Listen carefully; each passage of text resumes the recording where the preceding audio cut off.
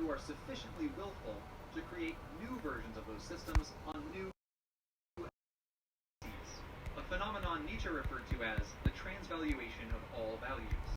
The player sets their own priorities in Lordran, acts in covenant structures which align with those priorities, and, of course, navigates the world according to those priorities.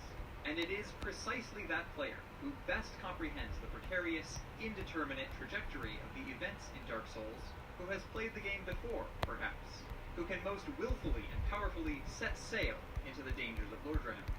For while the world of Lordran doesn't care what you do, the enemies and the NPCs... This is basically how to make gifts. I need your souls.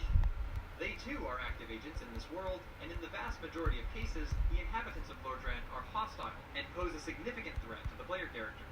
Nearly every enemy and boss in the game intends to halt your progress, destroy you, and take your souls. And, as you will slowly realize, a concerning proportion of the NPCs are also principally agents of self-interest.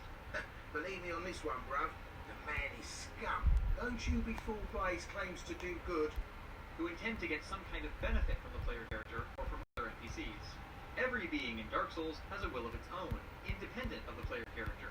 NPCs will show up at a given location, and then later move on, according to their own priorities, irrespective of the convenience of the player.